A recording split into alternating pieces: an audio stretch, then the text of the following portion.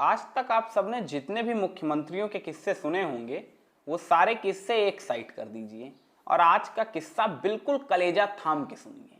ऐसा किस्सा आपने आज के पहले कभी नहीं सुना होगा, ऐसा मुख्यमंत्री ही नहीं देखा होगा। ऐसा कोई मुख्यमंत्री कभी देखा है जो जब मुख्यमंत्री बना हो तो उसके बारे में क्या जानकारी दी जाए? इस बात की जानकारी ना अखबार वालों को थी ना चैनल वालों को। माने ऐसा राजनीतिक कैरियर कि उसके बारे में क्या बताएं, क्या ही कहा जाए। माने जितने नेता मुख्यमंत्री बने हैं ना, सब मुख्यमंत्री बनने के लिए एड़ी चोटी का जोर लगा देते थे। माने सर से लेके पांव तक की पूरी ताकत झोंक देते हैं, जिंदगी भर मेहनत करते हैं, सड़क से लेके विधानसभा तक लाठी खाते हैं, तब जाके कहीं मुख्यमंत्री की कुर्सी नसीब होती है। और ये आदमी घर पे सो रहा था मजे से, ना कोई आसपास नेता था, ना कोई चैनल, ना कोई खोज खबर लेने वाला। और फिर इसके पास फोन आता है, क्या उठ के आइए, शपथ लीजिए, मुख्यमंत्री बनना है। ऐसा किस्सा कभी नहीं सुने होंगे आप। और मुख्यमंत्री साहब के किस्से तो पॉपुलैरिटी के उस शिखर पे पहुंचे थे ना कि बॉलीवुड एक्टर शर्मा जाए। माने उत्तर प्रदेश की गलियों में फिल्मों से ज्यादा बातें मुख्यमंत्री के बारे में होने लगी थी। इतनी जागरूक जनता पहली बार हो गई थी, क्योंकि मुख्यमंत्री अमूमन काम करता है तो काम की ज्यादा बातें नहीं होती हैं, जरा गंभीर बातें होती हैं। ये मुख्यमंत्री साहब हंसी लगाते थे, माने हंसी ठट्ठा करते थे। इनका नाम लेने भर से ना बच्चों के चेहरे पे ऐसी मुस्कान आती थी जैसे आज कपिल शर्मा का नाम लेने पे आती है। कारनामे ऐसे थे जनाब के। कारनामा आपको एक लगे हाथ बता देता हूं। एक दफा हुआ क्या, ये मुख्यमंत्री थे तो तत्कालीन भारतीय जनता पार्टी के उपाध्यक्ष थे राम प्रकाश त्रिपाठी। इनको खबर मिलती है कि सचिवालय में एक बड़ा भ्रष्ट अफसर आया है जो सपा बसपा के नेताओं से बहुत पैसा खाता है और खूब उल्टे सीधे काम करता है। तो उन्होंने उस अफसर का नाम लिख के मुख्यमंत्री राम प्रकाश गुप्ता जी के पास भेजा दिया कि आप इस पे कार्रवाई करिए। गुप्ता जी ने लेटर पढ़ा, एक अफसर को बुलाया और इस पे मार्क किया कि कार्रवाई की जाए। जिस अफसर को कार्रवाई करने के लिए बुलाया वो जानते हैं कौन था? वही अफसर था जिस पे कार्रवाई करने के लिए त्रिपाठी जी भेजे थे। मतलब समझ रहे हैं आप? मुख्यमंत्री जी जिस अफसर को कार्रवाई करने के लिए बुला रहे थे उस अफसर का नाम ही भूल गए थे। उन्हें मालूम ही नहीं था कि जिस अफसर को वो कार्रवाई करने के लिए बुला रहे हैं वो अफसर वही भ्रष्ट अफसर है जिसके बारे में बात उपाध्यक्ष जी पत्र में कर रहे थे। ऐसा भुलक्कड़ मुख्यमंत्री जिस सूबे का होगा उस सूबे का क्या हश्र होगा आप सोच सकते हैं। अच्छा, ये बात भी मैं नहीं कह रहा हूं, उस समय के इनके मंत्री जी ही कहते थे। तो भाई साहब अद्भुत मुख्यमंत्री हैं, इनके किस्सों की कतारें हैं, अभी सुनाएंगे आपको, चिंता मत करिए। पहले जरा मुख्यमंत्री जी का थोड़ा बायोडाटा ले लीजिए, बड़ी खोजबीन के बाद जानकारी मिली है। तो मुख्यमंत्री राम प्रकाश गुप्ता जी का जन्म 1924 में झांसी के सुकवा ढुकवा नाम के गांव में हुआ था। 1947 के पहले जब बलिया स्वतंत्रता आंदोलन हुआ था तो उसमें इन्होंने भाग लिया था।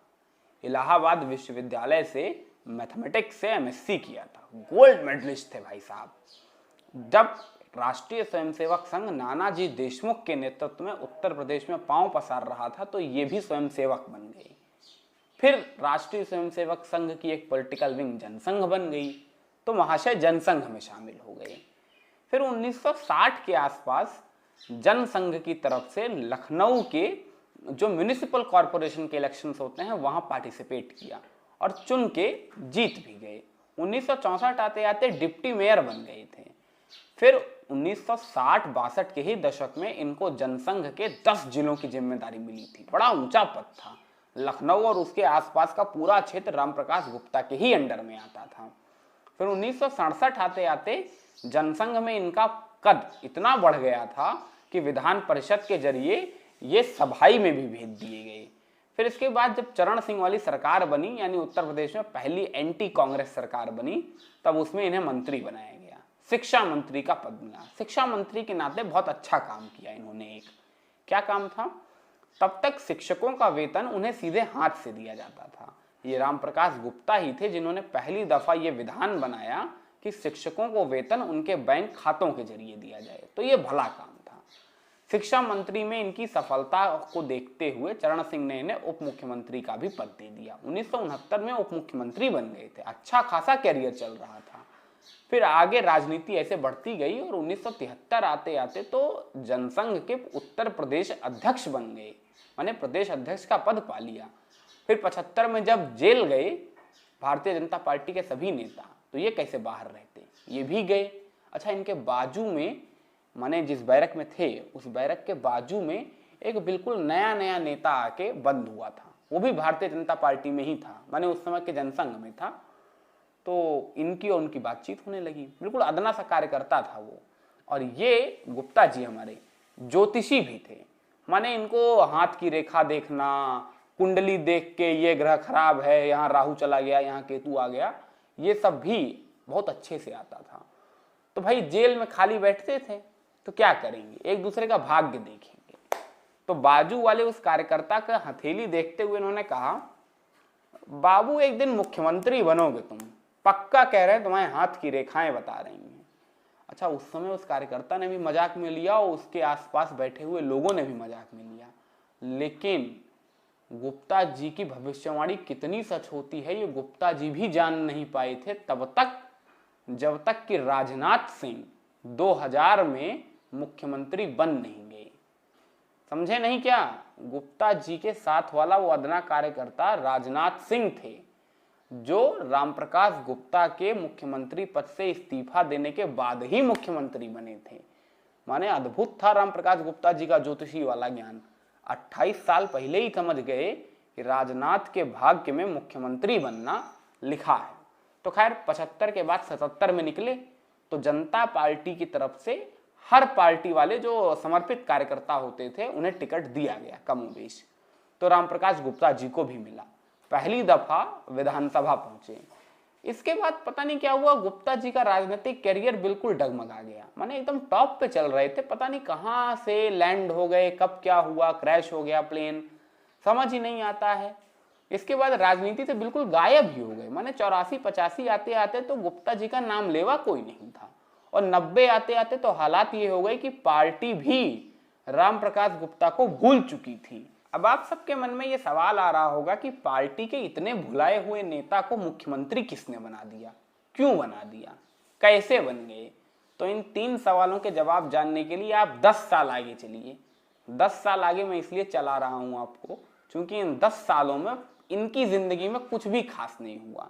माने गुप्ता जी जैसे चल रहे थे ऐसे ही 1998 में भी चल रहे थे। 1998 में कल्याण सिंह सूबे के मुखिया थे, भाजपा की सरकार थी, देश में लोकसभा के चुनाव हुए, पार्टी ने जीती 57 सीटें। अगले साल फिर चुनाव हुए, इस दफा पार्टी की सीटों का आंकड़ा सिमट गया 29 पे। अब आप सबको पता है जब भी किसी पार्टी की सीटों का आंकड़ा किसी प्रदेश में गिरता है तो गाज उस प्रदेश में पार्टी के सबसे बड़े नेता पे गिरती है। अगर सरकार नहीं है तो गाज प्रदेश अध्यक्ष पे गिरेगी, और अगर सरकार है तो गाज सीएम पे गिरेगी। सीएम कल्याण सिंह जी थे, तो बस बात सिंपल, कल्याण सिंह जी का इस्तीफा तय, किसी और को मुख्यमंत्री बनाया जाएगा। लेकिन कल्याण सिंह जी अड़ गए, बोले मेरी गलती नहीं है, पार्टी की गलती है। पार्टी की गलती यह है कि पार्टी ने राम मंदिर का मुद्दा भुला दिया। मैं पहले से कहता था राम मंदिर के मुद्दे को जिंदा रखो, सीटें मिलेंगी, लेकिन पार्टी ने भुला दिया तो परिणाम भुगत रही है। कल्याण सिंह जी के इन तेवरों से पार्टी के आला कमान को खासा नाराजगी हुई, तो तय कर लिया गया कि अब कल्याण सिंह जी को पार्टी से बाहर का रास्ता दिखा दिया जाएगा।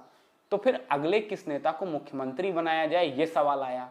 मुख्यमंत्री बनाने वाले नामों में 3-4 नाम आए, जिनमें राजनाथ सिंह, कलराज मिश्रा वगैरह वगैरह के नाम थे। लेकिन इन सभी नामों के बीच में एक समस्या थी, इन सभी नेताओं ने पार्टी में अपने अपने गुट बना रखे थे। माने अगर इन नेताओं में से किसी को भी आप मुख्यमंत्री बनाएंगे तो बाकी के 3 गुट इसका पैर खींचेंगे। पैर खींचने के कारण सरकार अच्छी चल नहीं पाएगी, जनता में परसेप्शन खराब जाएगा। तो फिर किसे सीएम बनाया जाए, ये समस्या लेके सब पहुंचे भारतीय जनता पार्टी के ब्रह्मा विष्णु महेश कहे जाने वाले अटल आडवाणी जोशी के पास। अटल आडवाणी बैठे हुए थे। दोनों को जब इस समस्या का पता चला तो दोनों ने एक दूसरे की तरफ देखा और सोचा कि इसका एक ही समाधान है, किसी ऐसे नेता को सीएम बना दो जिसपे ना इन 4 गुटों को कोई आपत्ति हो और ना इन 4 गुटों का कोई समर्थन हो, बस टेंशन खत्म। लेकिन अब ऐसा नेता ढूंढ के लाया कहां से जाए? तब तक वाजपेयी जी को याद आया, अच्छा आडवाणी रुको जरा, गुप्ता जी कहाँ गए? तो आडवाणी जी ने कहा गुप्ता जी? कौन से गुप्ता जी? वाजपेयी जी ने याद दिलाया, अरे वही गुप्ता जी जो सन 73 में जनसंघ के प्रदेश अध्यक्ष थे, शिक्षा मंत्री रहे थे। आडवाणी जी को भी याद आया, फोन मिलाया गया लखनऊ कि राम प्रकाश गुप्ता जी से बात कराई जाए। भाजपा के दफ्तर फोन कराया गया था। दफ्तर में 15 साल से गुप्ता जी का आता पता नहीं था, तो दफ्तर वाले गुप्ता जी को ढूंढने निकले। ढूंढने के बाद इनका एक मकान मिला जहां ये आराम से अपनी जिंदगी गुजर बसर कर रहे थे। संघ के कुछ पुराने कार्यकर्ता इनके पास बैठे हुए थे। सीधा हॉटलाइन पे वाजपेयी जी आए और हुक्म हो गया कि इन्हें सीएम बनना है। मानो अंधे के हाथ बटेर लग गई हो भाई साहब। इसके बाद रामप्रकाश गुप्ता जी सीएम बन गए। इनके नाम पे किसी को कोई आपत्ति नहीं हुई, करनी ही नहीं थी भाई। इनको एक ही जिम्मेदारी देके भेजा गया था, क्या? कि पार्टी की कलह शांत कराओ। पार्टी की कलह शांत कराने के लिए कोई आदमी क्या क्या कर सकता है, इसका पहला नमूना दिखा गुप्ता जी के मंत्रिमंडल में। 100 से ज्यादा मंत्री, माने इतना बड़ा मंत्रिमंडल देश की राजनीति में क्या विदेश की राजनीति को भी देख लेंगे ना तब भी नहीं मिलेगा। अब 100 से ज्यादा मंत्री बनाए क्यों थे, इसका कारण समझेंगे। असल में राजनाथ सिंह ने अपने मंत्री की लिस्ट भेजी 30-35, इन्होंने सबको टिक मारा। फिर कलराज मिश्रा ने अपनी भेजी, इन्होंने सबको टिक मारा। फिर बाकी के नेताओं ने अपनी अपनी भेजी, इन्होंने सबको टिक मारा। तो सबको खुश करने के चक्कर में 100 से ज्यादा मंत्री हो गए थे। इतने मंत्री थे कि मुख्यमंत्री जी को मंत्री जी के नाम ही नहीं याद रहते थे। खैर, रामप्रकाश गुप्ता जी की भुलक्कड़ी के किस्से इतने पॉपुलर हैं, इतने मशहूर हैं कि पूछो ना। एक दफा केंद्र के मंत्री कुमार मंगलम जी से फोन पे बात कर रहे थे। बात करते करते बोले, जब आप केंद्र में मंत्री थे तब मैं उप मुख्यमंत्री था। कुमार मंगलम जी हड़बड़ा गए, बोले सर आप मुख्यमंत्री हैं, उप मुख्यमंत्री कहाँ हैं? तब जाके गुप्ता जी को याद आया कि अरे ये कुमार मंगलम से बात कर रहे हैं। ये तब तक ये सोच रहे थे कि ये कुमार मंगलम के पिताजी से बात कर रहे हैं। तो जब वो केंद्र में मंत्री थे सन 69 में, तब ये प्रदेश के उप मुख्यमंत्री थे, तो ये उसी टोन में बात कर रहे थे। माने ये हाल है। इतना हाल खराब था कि कोई भी विधायक इनसे कुछ भी काम करा लेता था। इन्हें कुछ याद तो रहता नहीं था। जहां आई सिग्नेचर के लिए फाइल इन्होंने किया तो ना विधायक कंट्रोल में थे, ना मंत्री कंट्रोल में थे। ट्रांसफर पोस्टिंग मजाक हो गया था भाई साहब। जानते हैं 350 ट्रांसफर 6 महीने के अंदर अंदर हो गए थे। उन्नाव जिले में 40 दिन के अंदर 5 कलेक्टर आ गए। माने 5 बार डीएम का तबादला हो गया एक ही जिले में। एक डीएम को दिन मिले 8, माने एक डीएम खाली 8 दिन तक एक जिले में काम कर पाया। क्या मजाक है। एक और मजाक, श्रावस्ती के डीएम थे बिहारी लाल, इनका 1 महीने के अंदर 6 ट्रांसफर हो गया। भाई साहब जहां जहां जा रहे थे 5-5 दिन के वैकेशन पे। लेकिन ऐसा इसलिए हो रहा था क्योंकि जो नेता जो करवा रहा था गुप्ता जी वही करते जा रहे थे। तो गुप्ता जी के किस्से और भी मशहूर हैं, चिंता मत करिए। एक दफा गुप्ता जी से टाइम्स ऑफ इंडिया ने सवाल पूछ लिया, लोग आपको कहते हैं कि आप बड़े कमजोर दिल वाले हैं, बड़े कमजोर से मुख्यमंत्री हैं। गुप्ता जी ने कहा, हाँ मैं हूं कमजोर आदमी, और कमजोर आदमी ही सबको पसंद होता है, इसीलिए मैं सबको पसंद हूं। मैं दुनिया का सबसे कमजोर आदमी हूं। वाह, मैंने उत्तर प्रदेश के मुख्यमंत्री से ऐसी भाषा किसी ने सोची भी नहीं थी। आप भी नहीं सोचे होंगे, बिल्कुल नहीं। गुप्ता जी के स्टेटमेंट तो पूछो ना भाई साहब। उन दिनों भारतीय जनता पार्टी के जरा पॉलिसिंग का काम जारी था। माने हिंदू हृदय सम्राट वाली छवि जो है वो हटाई जा रही थी। ये पोल खोल दिए। इन्होंने कहा राम मंदिर भाजपा के एजेंडे में है, सरकार के एजेंडे में नहीं समझे? मतलब ये वही चीज कह रहे थे जो विपक्षी भारतीय जनता पार्टी को लेकर निशाना साधते हैं। विपक्षी क्या कहते हैं कि बीजेपी खाली नारा लगाती है, मंदिर वहीं बनाएंगे, तारीख नहीं बताएंगे। तो ये महाशय वही कह रहे थे कि बीजेपी केवल नारा लगाती है जब वो विपक्ष में होती है। तो भाजपा के एजेंडे में है लेकिन सरकार के एजेंडे में नहीं है। मायावती ने इस पर चुटकी दी थी कि दरअसल मुख्यमंत्री जी को खूब रटाया जाता है लेकिन मुख्यमंत्री जी अपने दिल की बात बोल देते हैं। असल में दिल की बात ये नहीं थी, दिल की बात ये है कि मंत्री जी को खूब रटाया जाता था लेकिन मंत्री जी अपनी स्पीच ही भूल जाते थे कि बोलना क्या है। एक दफा गुप्ता जी से इनकी सरकार को लेकर सवाल पूछा गया तो गुप्ता जी ने कहा, देखिए मेरी सरकार भगवान भरोसे चल रही है, जब तक चल रही है ठीक, नहीं चली तो ठीक। गुप्ता जी टेंशन लेने वाले आदमी थे नहीं।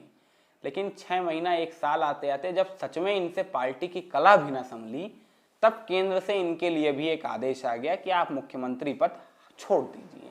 तो तो इन्होंने इस्तीफा दे दिया और इनके इस्तीफा देने के बाद इनकी भविष्यवाणी को सही सिद्ध करते हुए राजनाथ सिंह जी ने मुख्यमंत्री पद की शपथ ली। लेकिन गुप्ता जी की कहानी यहाँ खत्म नहीं करते हैं, थोड़ी आगे बढ़ा देते हैं। क्यों आधी अधूरी छोड़ें, जब शुरू से शुरू किए हैं तो अंत में ही खत्म करें। 2002 में इनके लखनऊ वाले घर की बिजली काट दी गई थी। माने उत्तर प्रदेश जैसे राज्य में किसी घर की बिजली कटना माने या तो उस घर का लाखों का बकाया है और या तो वो आदमी बहुत ही निरीह है और अपना बिजली का बिल नहीं दे पा रहा है। लेकिन किसी प्रदेश के मुख्यमंत्री के घर की बिजली कटते आपने कभी नहीं सुना होगा। गुप्ता जी के घर की कट गई थी। फिर 2003 में इन्हें मध्य प्रदेश का राज्यपाल बना दिया गया। आप सभी जानते हैं राजभवन इस देश की राजनीति का संन्यास स्थल है। माने जब राजनीति में नेता पक जाते हैं और फिर किसी काम के अब नहीं रहते हैं पार्टी की नज़र में, तब पार्टियां उन्हें अलग अलग प्रदेशों के राजभवन में तपस्या करने के लिए छोड़ देती हैं। तो ऐसे ही तपस्या करने के लिए इन्हें मध्य प्रदेश के राजभवन भेज दिया गया। 2004 में गुप्ता जी का निधन हो गया। तो ये राम प्रकाश गुप्ता जी की पूरी जीवन कहानी हमने आपको सुनाई। अगर ऐसा कोई भी मुख्यमंत्री आपने और सुना हो तो उसका नाम कमेंट सेक्शन में लिख के जरूर बताइएगा मुझे, मैं भी उनके बारे में जानकारी हासिल करने की कोशिश करूंगा। खैर, तब तक के लिए लेता हूं विदा, मिलता हूं किसी नए पॉलिटिकल एनेक्डोट्स वाले वीडियो में।